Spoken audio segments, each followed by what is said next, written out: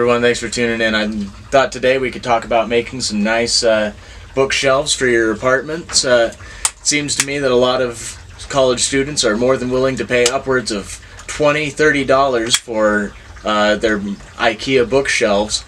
But today I think we can make you some that'll cost you only about $20, $30 in material and time to make it. What we're going to be doing is basing it off of these shelves right here. Without the fronts or the trim or well really anything. It's not going to hang either. We're just making a box. Is all we're doing. We're just making a box out of wood.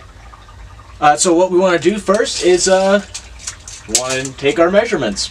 So now that we have our measurements taken, now it's just down to getting our raw materials and getting them cut down to size. I know a lot of you aren't going to have any power tools whatsoever, so we'll be using all-traditional methods to make these shelves today, with things that everyone's going to be able to find, like hammers, screwdrivers, pencils, just the things that I can count on you, the listener, to have. So next things next, after you get your raw materials ready, you're going to want to make sure that you measure twice, cut once, as the saying goes, and then it's just a simple matter of cutting everything to size.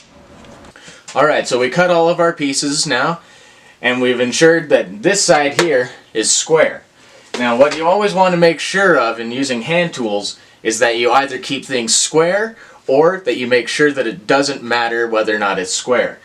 Now for this project here, it's going to matter that this edge has a square side. So we're going to, next to build these things, we're going to take our hand plane here and we're going to make sure that all of these sides here are square and even against each other. We got our piece of wood here hooked up to the clamp, and so now what we're going to do here is we're just going to take our plane and we're going to use nice long strokes down the board. Alright, so we got all the sides all squared up and everything. As a side note, always make sure that your clamp is secure before you start planing. This plane takes a lot of force to move, and it can cause things to jump if you push particularly hard.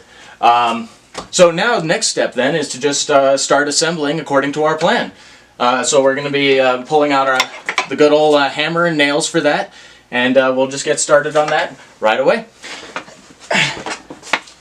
So there you have it, with just a little elbow grease and